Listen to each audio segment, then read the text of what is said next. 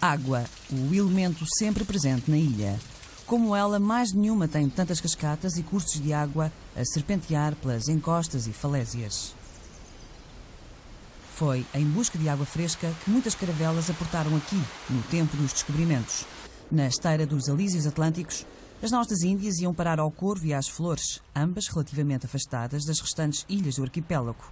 Aliás, são as únicas que não sentem sismos, e isto porque se situam na placa americana. Geologicamente, os Açores ocupam um lugar fascinante no planeta. São uma tripla junção entre a placa americana, euroasiática e africana, o que fez do arquipélago um eixo de comunicações, um ponto de encontro de todas as rotas de regresso dos novos continentes recém-descobertos. A Ilha das Flores, a mais ocidental de todas, era também a mais indicada para reler as estrelas e corrigir rumos. Naquele ilhéu, mesmo atrás de mim, acaba a Europa. É o ponto mais ocidental da Europa. Nos tempos da navegação astronómica, serviu como ponto de referência para acertar rotas e verificar instrumentos. A Ilha das Flores foi também a última a ser colonizada, juntamente com o Corvo. Descoberta nos finais do século XV, só por volta de 1510 é que foi definitivamente povoada. A distância em relação às outras ilhas e a sua topografia acidentada não facilitaram a colonização. Ainda hoje, as Flores e o Corvo são as ilhas com menor densidade populacional. As Flores têm atualmente apenas 3.600 habitantes, um fator que foi decisivo na conservação da natureza da ilha. Nas Flores existe um grande número de espécies endémicas açorianas. Algumas são autênticas raridades, únicas no mundo, como esta frágil planta que os botânicos pensavam já estar extinta. Nós supomos ser a já desaparecida Verónica Dabney, e portanto que, em princípio, reencontrámos-la aqui na Ilha das Flores, que é um endemismo açoriano, como eu já disse. Quer dizer que está extinta no restante arquipélago? Não se tem encontrado no restante arquipélago. A última vez que foi encontrada foi em 1938. Portanto, a altura em que encontramos esta planta foi em 1998. Ainda não a confirmamos, portanto, mas supomos que temos analisado as descrições que existem da planta e estamos inclinados porque seja realmente a Verónica Dabney. Já mais comuns do que a Verónica Dabney são espécies como o sanguinho, o cedro do mato, a urze ou o pau-branco. São também endémicas dos Açores, ou seja, só existem neste arquipélago. Chamam-se endémicas às plantas que desenvolvem características próprias decorrentes da adaptação a um determinado espaço e clima, ficando assim diferentes das espécies originais. O grande atentado ambiental cometido nas Flores deu-se já no século XX, quando a ilha foi transformada num enorme pasto. Centenas de espécies foram destruídas para dar lugar às pastagens. Hoje, a criação de gado é a principal fonte de receitas, o seu grande suporte económico. Mas as plantas endémicas sofrem agora outra ameaça, as chamadas espécies invasoras ou exóticas, como as hortênsias ou a cana-roca. Foram introduzidas pelos primeiros colonos e agora são uma autêntica praga, pondo em risco o equilíbrio ecológico da ilha.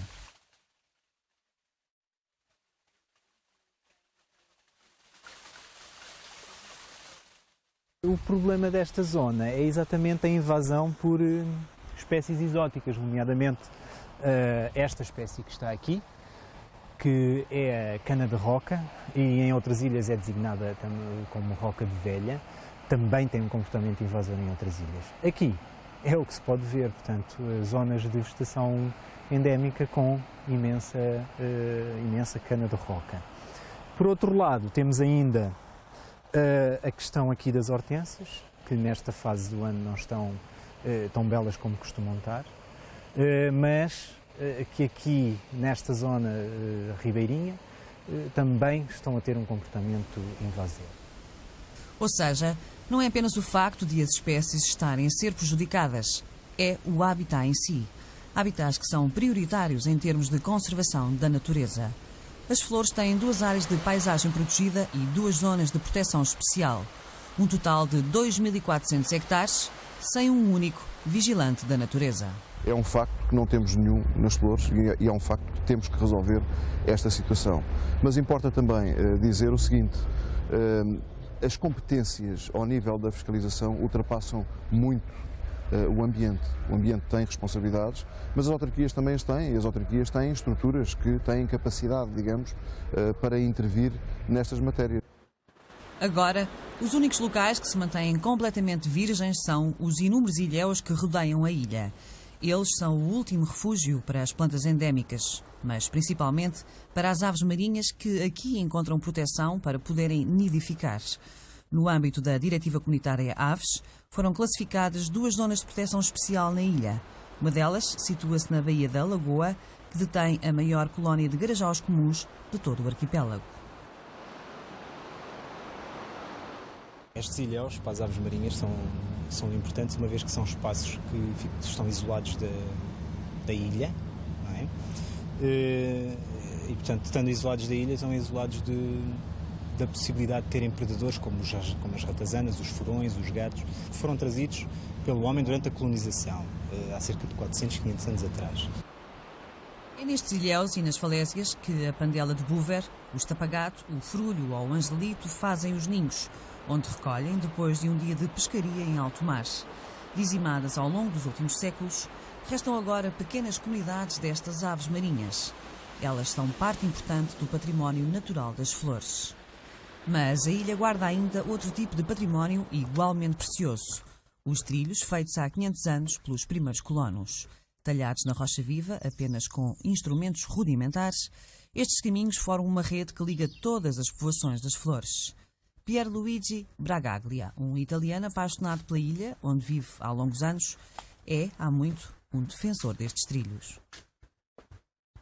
Existia e ainda existe uma grande rede de caminhos pedestres, não é, calcetados, como este no qual estamos, e que foi feito à custa de vidas humanas, por vezes, no tempo antigo, não é?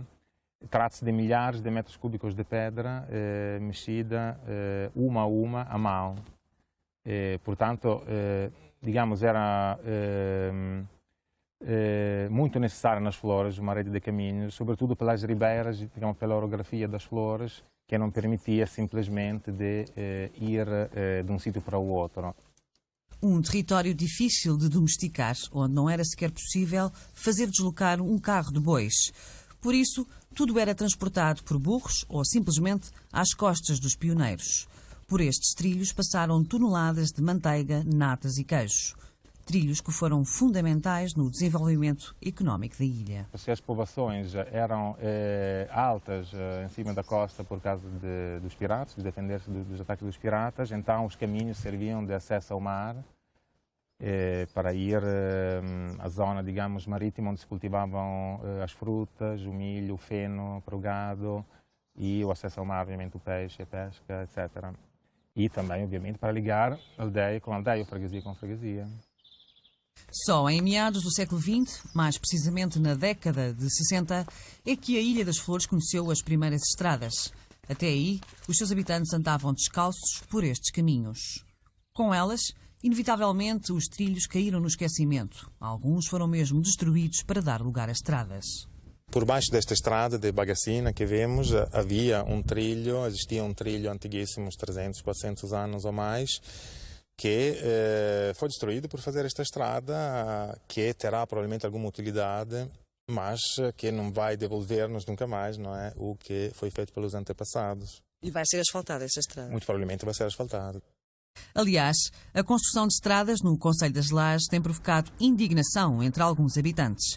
Acusam o presidente da Câmara de ter uma política ambiental destrutiva. Dizem que as 4 estradas construídas há 2 anos no meio das montanhas não têm qualquer utilidade. Apenas servem para justificar a compra dispendiosa de máquinas pesadas por uma autarquia que não abre concurso público e adjudica a si própria as obras que faz no concelho. E quem fornece os materiais de construção é uma empresa propriedade da mulher do presidente da Câmara, que agora se prepara para comprar este Parque de Britas. O autarca tenciona ainda abrir outra estrada que irá dar acesso às margens da Lagoa Funda, até agora intocável. A ideia é realizar passeios de barco para turistas. Mas nas Lajes há quem defenda estas obras. Os criadores de gado viram a sua vida facilitada com a abertura das novas estradas. Acho que é muito bom. É pena o Concelho de Santa Cruz também não fazia estradas como o Concelho das Lajes está a fazer. Então porquê? Explique lá. má orientação ou não sei o que é que se passa. Não, mas porquê é que acha que é bom o Presidente das Lajes estar a construir tanta estrada? Porque a gente está muitos terrenos que era caminhos apertadinhos, não se conseguia passar, já era com burros e era às costas que passava as coisas, e agora passa-se com carros, vai até levar os adubos e vai buscar o gado e essas coisas todas, serve muito os caminhos que eles estão a fazer.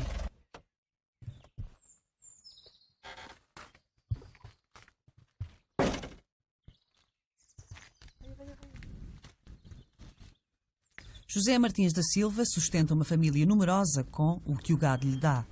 Ainda há um par de anos levava horas a subir a montanha por caminhos de cabras.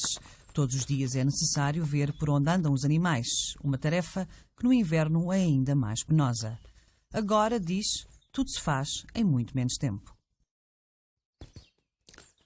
E agora vou aqui mais abaixo, ver se as vacas estão ali e ver se está tudo bem com elas.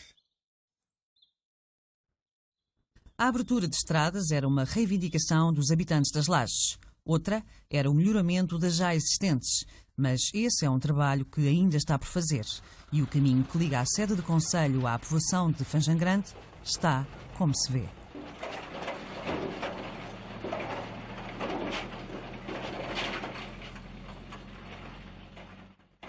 Precisávamos de estrada melhores. A gente tem aqui um troço da Laje que vem para a Feijão, tem 2 km e tal, está uma maravilha. Ali ao pé da Ribeira Grande também está ali umas centenas de metros, pouco, também está uma maravilha. Precisavas de mais. Fala-se nisso? Não sei. A RTP tentou saber as respostas às questões levantadas pelas próprias populações. Por exemplo, porquê construir estradas novas, mesmo que necessárias, quando as antigas estão em péssimo estado? Mas o Presidente da Câmara das Lajes nunca esteve disponível. Um outro problema ambiental, este muito mais grave, é a existência de 2 lixeiras a céu aberto. Se por si só lixeiras como estas, em pleno século XXI, são difíceis de entender, numa região idílica como esta, são cenários quase bizarros. Ainda por cima, os lixos são muitas vezes queimados, um método proibido na União Europeia. As Flores são a única ilha do arquipélago que não dispõe de um aterro sanitário.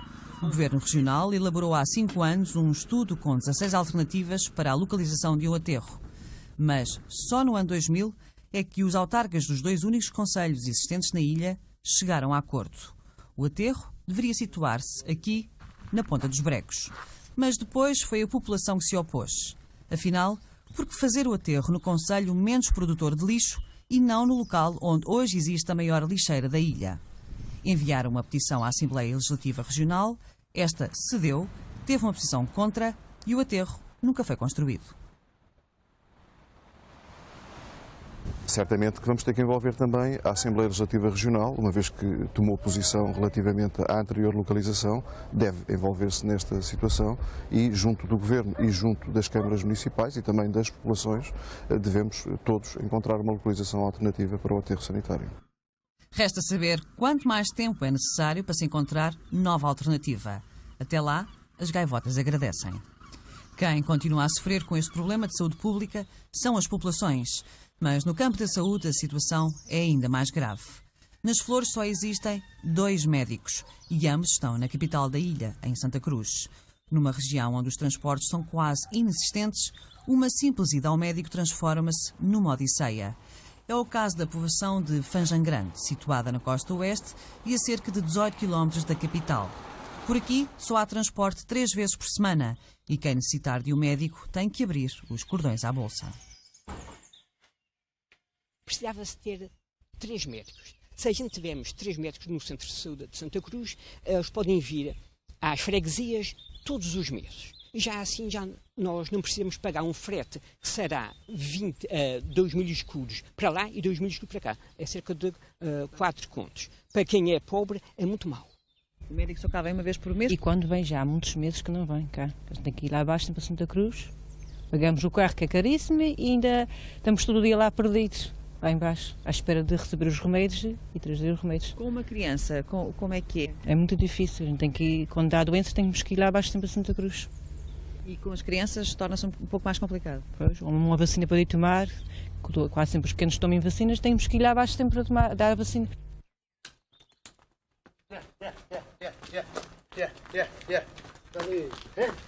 A assistência médica aos animais é igualmente deficiente. Só há um veterinário e também ele está em Santa Cruz.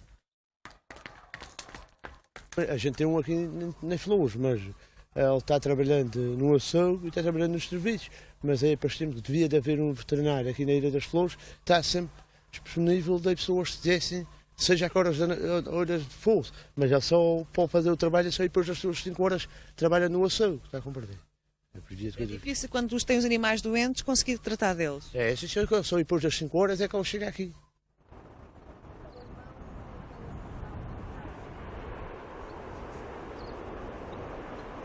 Apesar de, nos últimos anos, ter-se assistido a uma melhoria substancial na qualidade de vida dos açorianos, na Ilha das Flores ainda se vive com muitas dificuldades. Muitos subsistem apenas com o rendimento mínimo garantido. Outros trabalham para as autarquias. A maior parte dedica-se à criação de gado, que aliás é o pilar da economia florentina. Afastada do restante arquipélago, esta ilha sente mais do que as outras os custos da insularidade.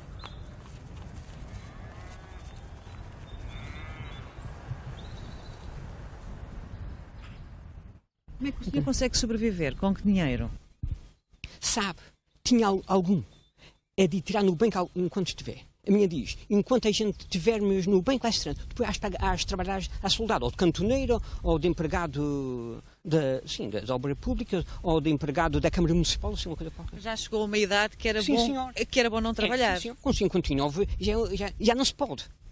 Posso pensar e que ainda posso, mas é só um tanto que se pode. Ou seja, vê-se obrigado a sua velhice a trabalhar.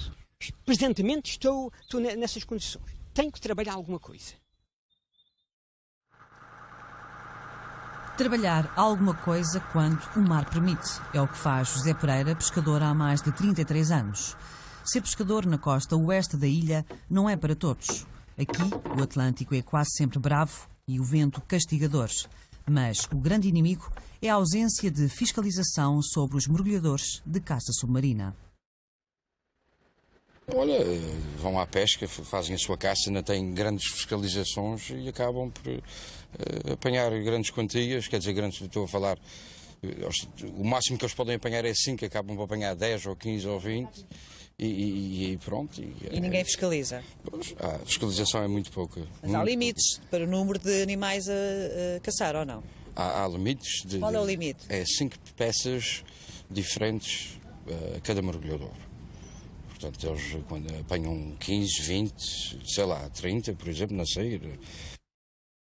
É à Polícia Marítima que compete fiscalizar as águas florentinas e proteger a fauna piscatória. Surpreendentemente, a polícia começa por dizer que não há incumprimentos à lei. De uma forma geral, não há aqui sim grandes problemas. Os pescadores da ilha são pessoas bastante conscienciosas e, de uma forma geral, seguem a tramitação local, de maneira que o nosso trabalho é escasso nesse aspecto. Mas mais tarde admite que é difícil fiscalizar os mergulhadores furtivos. A Polícia Marítima não pode estar em todos os lugares. Os lugares de acesso ao mar na costa são múltiplos e a caça submarina pode-se fazer um pouco fora de lei. Mais do que uma concorrência desleal com os pescadores, a caça furtiva ameaça o equilíbrio dos bancos de pesca. É nestas pequenas baías que muitas espécies vêm desovar. A grande vítima são os meros, uma espécie com um comportamento fatalmente amigável. O mero é um peixe indefeso. Vem ter com a pessoa e eles mergulham e matam-no quando ele vem para ele.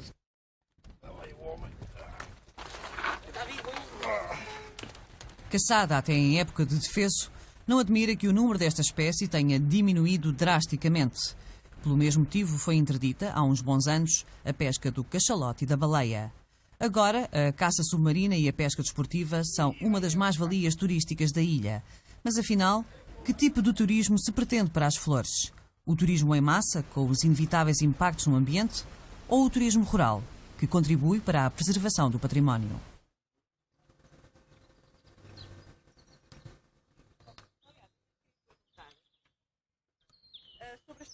Carlos Silva era funcionário público até há pouco tempo.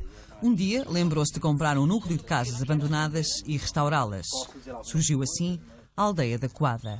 Atualmente é um dos aldeamentos mais procurados nas Flores. Hoje, o seu proprietário é um acérrimo defensor do turismo rural.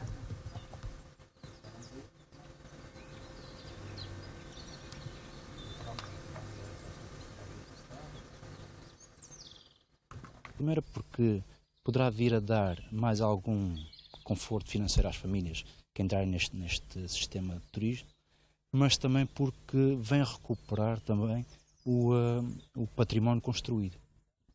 No auge viveram aqui 120 pessoas. Depois, nos anos 50, com o grande êxodo de imigração para os Estados Unidos e Canadá, ficou completamente desabitada. O mesmo acontece com várias aldeias da ilha que, devidamente recuperadas, seriam excelentes destinos turísticos e um complemento financeiro à economia das Flores. Mas, no que toca à falta de preservação do património, os moinhos de água são o melhor exemplo. Trazidos pelos primeiros povoadores, muitos destes engenhos milenários estão agora abandonados. Foi junto a ribeiras como esta que os primeiros colonos construíram azenhas e moinhos de água. Na época, a melhor forma de aproveitar a energia dos caudais para moer o trigo e o milho. Em toda a ilha resta apenas um em funcionamento. Há 66 anos que José Linhares é a vida e a alma deste moinho de água.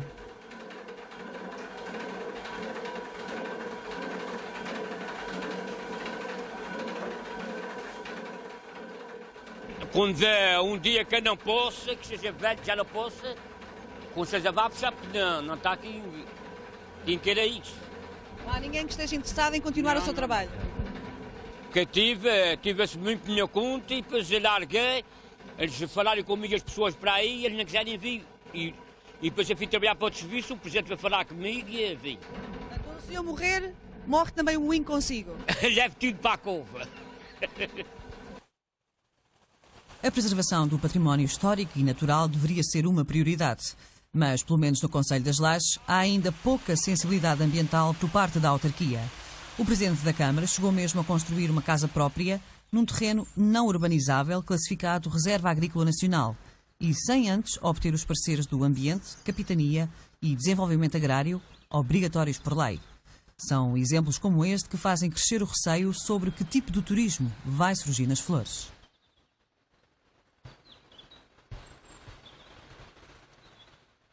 É uma das ilhas mais pequenas, mas surpreende pela sua beleza. São vales profundos cortados por ribeiras, picos marcando horizontes, cabos iriçados de rochedos, imponentes morros como a Rocha dos Bordões, um curioso fenómeno geológico originado pela solidificação do basalto em altas estrias verticais, lagoas que enchem numerosas depressões da ilha. Lagoas como esta enchem grandes depressões existentes nas Flores. Ao todo são 7. Esta é uma das mais fundas. A Lagoa Negra tem 100 metros de profundidade.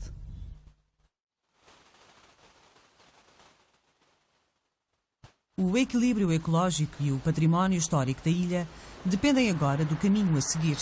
O ecoturismo surge como a melhor solução para aproveitar o potencial turístico da ilha. Isolada durante séculos do resto do mundo, aqui ainda se respira as reminiscências de piratas e náufragos. A Ilha das Flores ainda é um dos tesouros de Portugal.